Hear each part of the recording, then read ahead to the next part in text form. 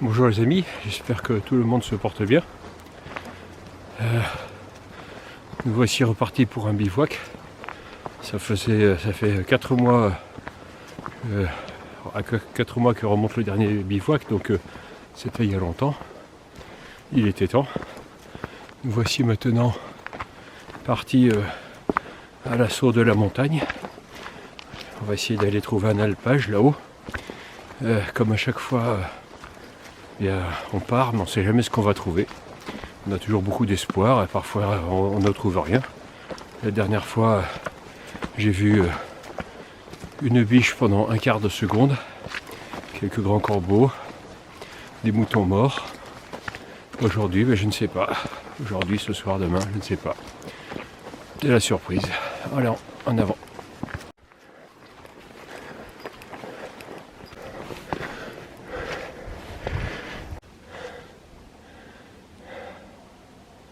Moi j'ai mis, faut que je vous raconte mes misères, en janvier 2025, donc il y a 2 mois maintenant. J'ai peut-être attrapé le Covid ou je ne sais quoi, parce que je ne sens plus rien. Presque plus rien du tout. Et c'est la première fois que je pars dans la forêt depuis que je ne sens plus rien. Et c'est terrible, parce que chaque endroit a son odeur. La forêt, ça n'a pas la même odeur que la garrigue, ou que la prairie, ou que le champ labouré. Et puis, selon qu'on y aille en été, en hiver, en automne ou au printemps, ça n'a pas la même odeur. Et là, je suis dans une neutralité totale olfactive.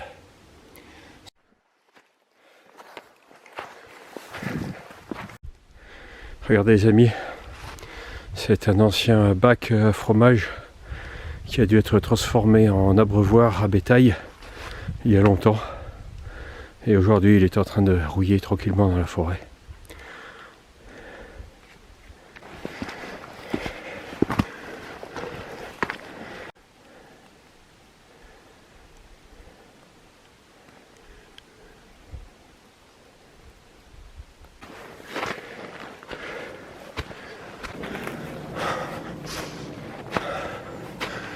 Regardez ce sapin pectiné décapité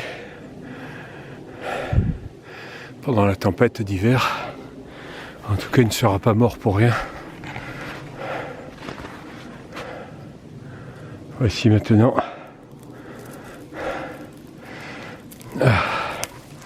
Voici ma tisane, toute prête, il n'y a plus qu'à chauffer l'eau.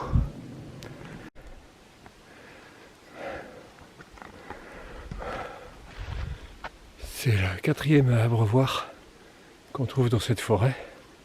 Ce qui nous montre qu'avant d'être une forêt, il n'y a pas si longtemps que ça, c'était encore un alpage. Et voilà, il y a de moins en moins d'alpages, de plus en plus de forêts. Donc on retrouve encore quelques traces d'anciens alpages, il faut en profiter.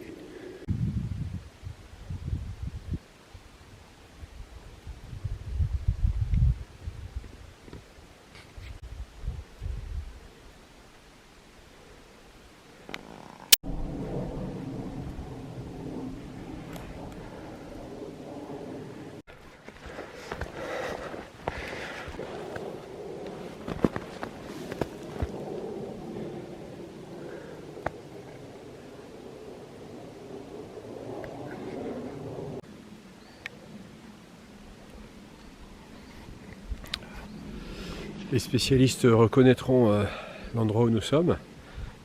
Maintenant, voilà, il va falloir grimper et puis chercher un endroit pour poser le campement.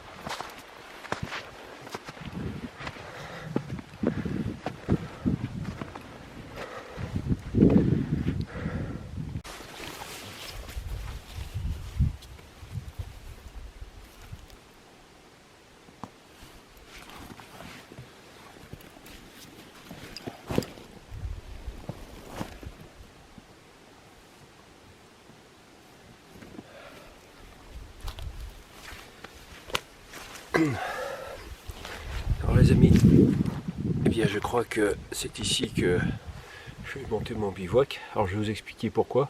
On va parler un peu technique, on ne le fait pas souvent. Quand on dort, il faut de la chaleur, ou alors le moins de froid possible bien sûr. Et ici, c'est un endroit déjà qui est plat, qui est à peu près drainé, parce que plus loin c'était vraiment spongieux. Troisième critère, la neige a pas mal fondu. Donc ça veut dire que le soleil a réchauffé le sol et je vais gagner plusieurs degrés de sol au contact par rapport aux endroits encore enneigés.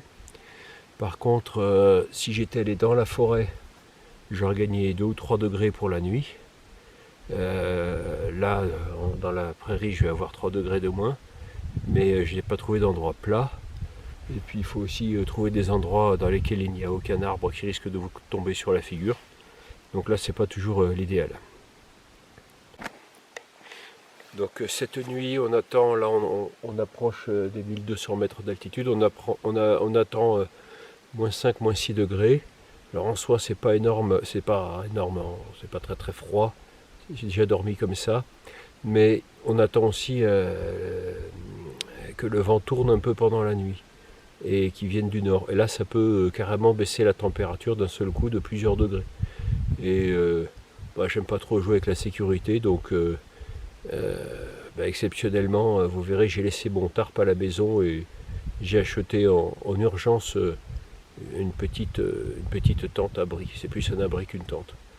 Voilà, je me suis un petit peu embourgeoisé, désolé les amis, mais voilà, la sécurité avant tout.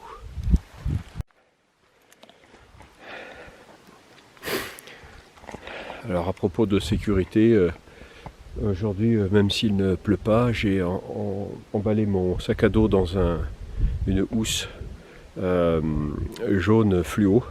Ça, c'est pour être vu des chasseurs si jamais il y en a. Parce qu'aujourd'hui est un jour de chasse et j'ai pas envie de me faire plomber. Donc voilà. J'avais aussi un gilet jaune pour être, une veste jaune pour être bien vu. Alors je vais maintenant vous parler de personnes que j'admire particulièrement.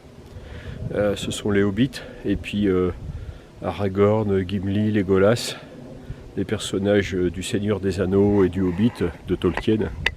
Excellent livre, excellent film. Et ils sont capables de partir pour plusieurs mois dans la neige, dans le froid, avec un sac à dos ridiculement petit. Et vraiment je les admire parce que moi je suis toujours avec un sac à dos beaucoup plus grand. Et encore là j'ai vraiment le minimum. Donc vraiment j'admire tous ceux qui sont capables de voyager léger. Moi je n'y arrive toujours pas.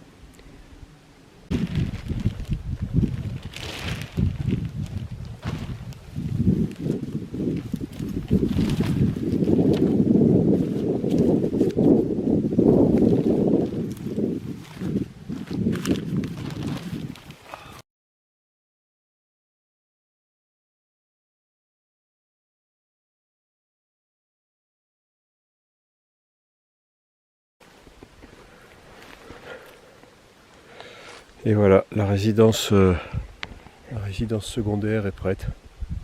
Ah, écoutez au loin.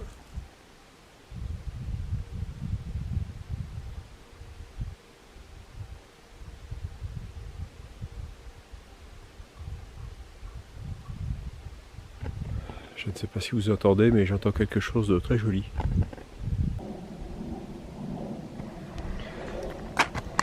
Alors pour l'instant, la température est de 5 degrés.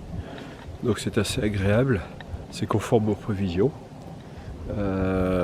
Alors, tant qu'on parle un peu technique, pour ceux qui voudraient bivouaquer, tout le monde peut se lancer. Attention, il ne faut pas prendre n'importe quel risque.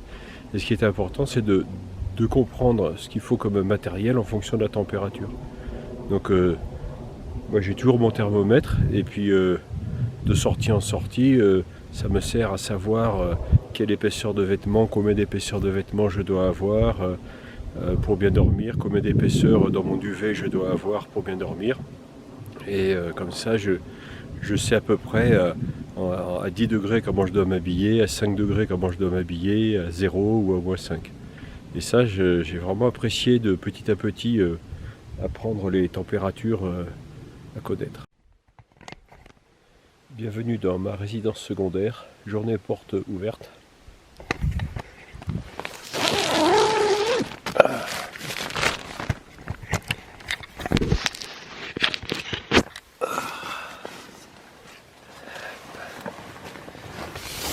Voilà. Et à l'intérieur, au soleil, il fait 8-9 degrés, donc c'est beaucoup plus chaud que dehors. Mais attention, dans une demi-heure, le soleil va se coucher et la température va chuter.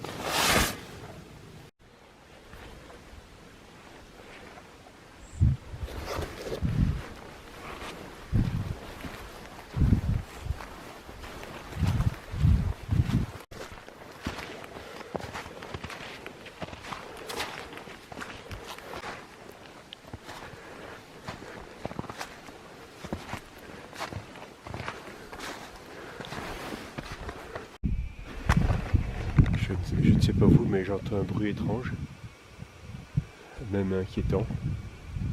Je ne sais pas du tout ce que c'est.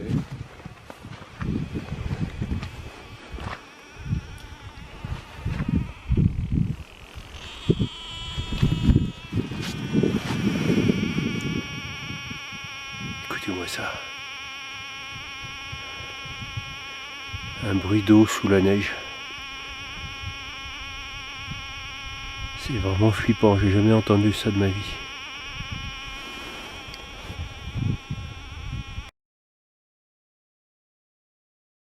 Alors j'arrête de bouger. J'espère filmer quelque chose.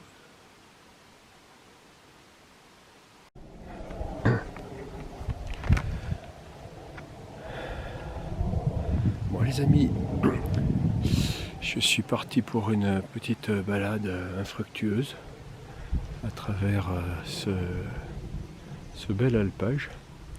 Et puis au retour, j'ai fait une grande boucle. Et puis au retour, je suis passé par un endroit par lequel j'étais déjà passé tout à l'heure.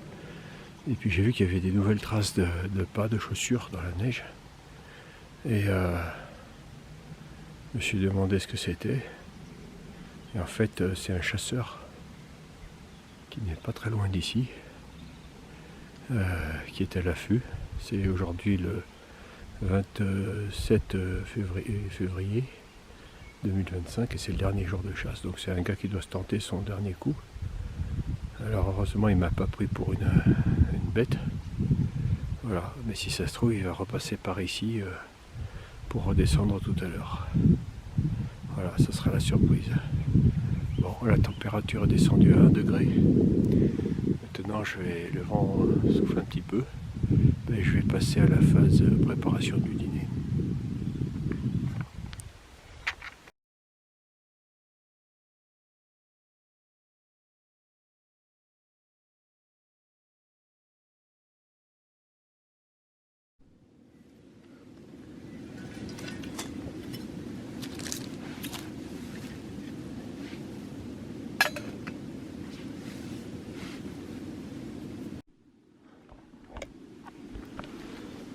Bon les amis, il n'y a presque plus de lumière.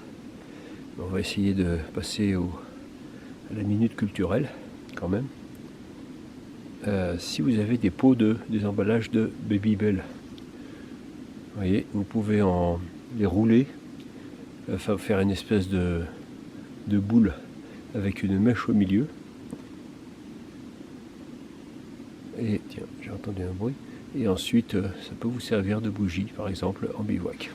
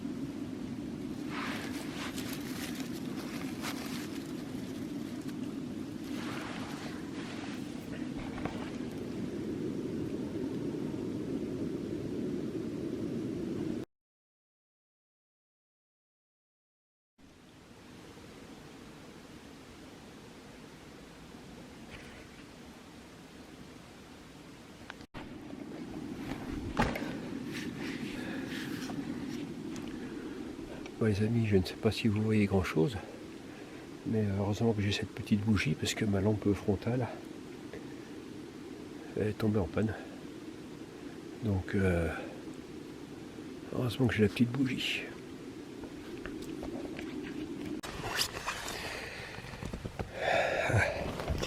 Les amis, quelle catastrophe. Donc ma lampe tombe en panne. Heureusement j'avais la bougie. Et puis je comptais ensuite sur ma petite Maglite solitaire que j'ai toujours en lampe de secours. Eh bien elle est tombée en panne aussi. Pourtant j'avais panne de pile, pourtant j'ai changé la pile la semaine dernière. Donc voilà, heureusement je suis éclairé par le téléphone. J'aime pas trop ça parce que je préfère garder la batterie du téléphone au cas où. Voilà. Ah tiens, en plus j'ai oublié ma cuillère, donc il a fallu que je me taille une cuillère dans le noir. Voilà.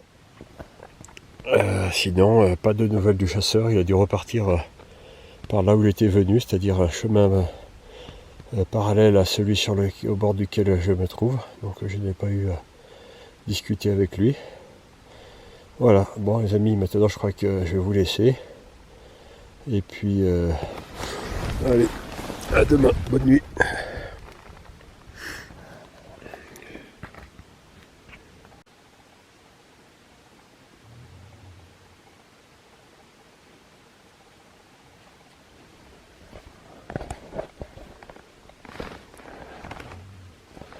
Il y a des sangliers juste à côté.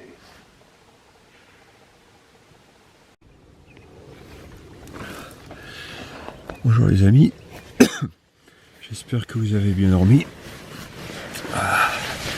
Il a peut-être fait un peu plus chaud chez vous que ici. Et là, la tente, elle est, je sais pas si vous voyez, elle est pleine d'eau. Ça, je savais en l'achetant, c'est une tente qui sature beaucoup. Plus il fait froid, plus elle sature. Et vous voyez, même ici c'est gelé. Donc voilà, il gèle dans la tente. Dehors aussi, il doit geler encore plus. Pour ça, heureusement que j'ai été bien couvert. Bon, cette nuit, j'ai été réveillé par un troupeau de sangliers qui s'est installé juste à côté de la tente et qui a grogné, ça grognait de partout. On entendait aussi des souffles très forts. Et voilà, j'ai fait du bruit, je les ai chassés, mais ils sont pas partis tout de suite, hein, ils sont partis tranquillement. Donc enfin j'espère que ce que j'ai filmé cette nuit s'entendra bien. Et de la buée, ça condense de partout ici. Ah, j'ai enlevé mes lunettes. Voilà. Donc je vais essayer de prendre un petit déjeuner pour me requinquer. Et puis après on ira observer les environs. À tout à l'heure. Oui, la tente est pleine de givre à l'extérieur. À l'intérieur aussi sur certains côtés. Il fait beaucoup plus chaud dedans que dehors.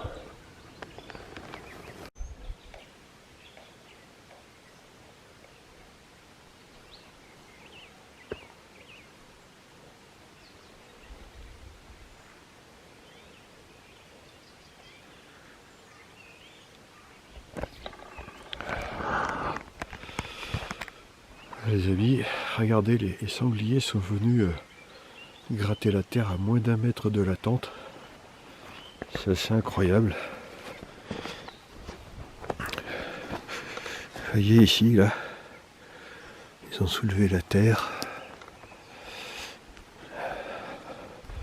Ils sont passés juste là.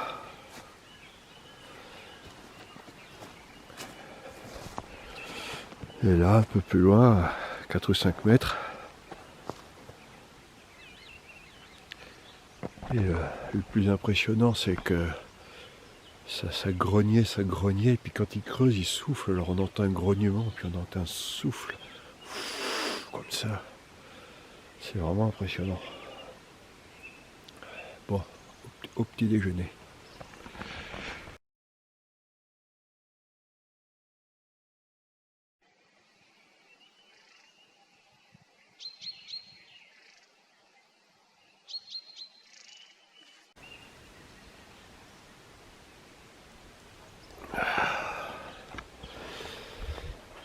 Conformément aux prévisions, la température est de -5 ce matin. Le vent ne s'est pas levé, donc heureusement, sinon on aurait perdu quelques degrés. Le vent du nord. Ce matin, la terre est complètement gelée. Les sangliers sont passés quand la terre était encore humide pour creuser. Et entre-temps, ça a gelé. Et ils n'auraient plus pu creuser.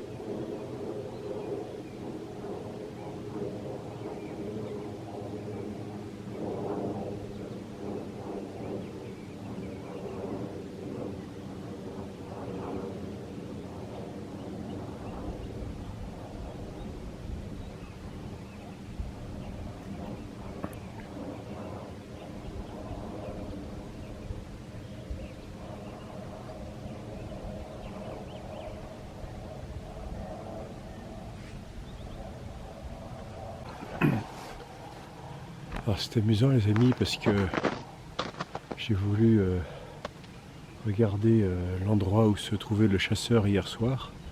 Je vois que mon objectif est un peu sale.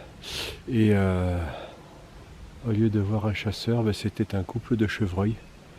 Et les pauvres, ils ne savent pas que s'ils étaient venus quelques heures plus tôt, ça se serait mal terminé.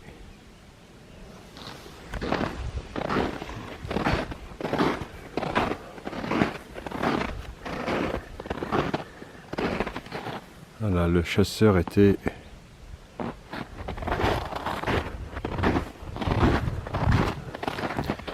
juste au pied de ce hêtre.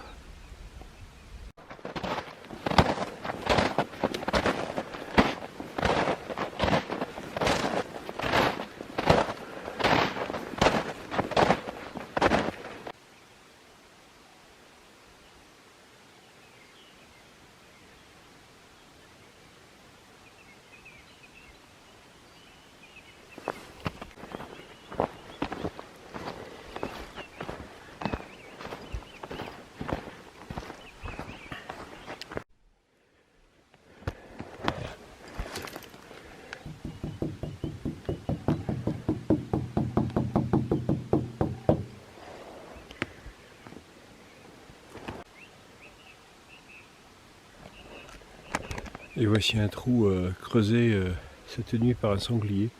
Tout ça juste pour cueillir un ver de terre. Et bien là, je suis vraiment admiratif.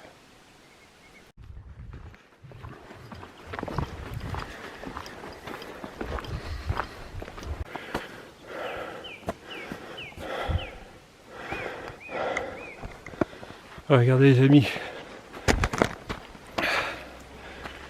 Je viens de tomber sur une cabane, un habert, dit-on par ici, complètement perdu. Il n'y a même plus de prairies autour, complètement perdu. Je vais aller regarder de plus près.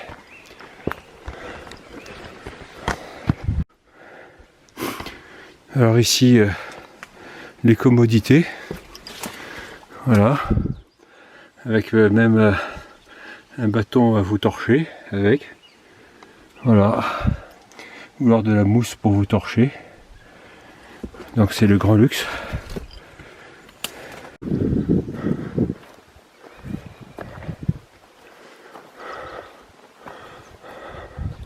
Et il y a même un panneau solaire.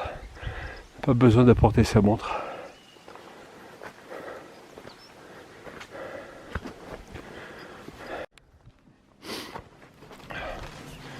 Bon, comme la porte est fermée à clé, eh bien je crois que je vais rentrer.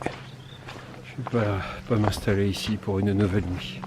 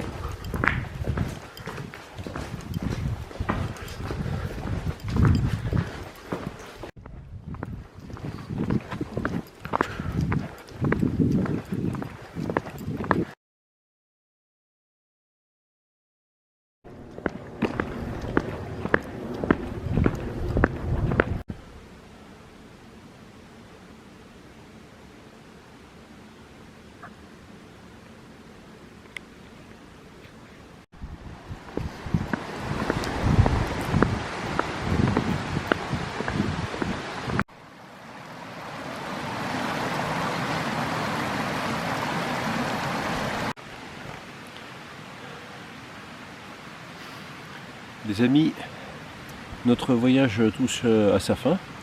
Les plus observateurs d'entre vous ont pu remarquer que nous sommes passés à côté d'un monastère habité par des moines qui prient pour la terre, pour nous, pour des tas de choses que nous ignorons aussi. Et je tiens à leur dédier cette vidéo. Ils ont été mes plus proches voisins pendant cette nuit, à part le chasseur momentanément. Et je ne sais pas, peut-être vers 2 h du matin, je ne suis pas sûr, j'ai même entendu leur cloche. Ils se sont réveillés pour aller prier. Voilà, donc nous allons nous revoir prochainement les amis. D'ici là, portez-vous bien et à bientôt.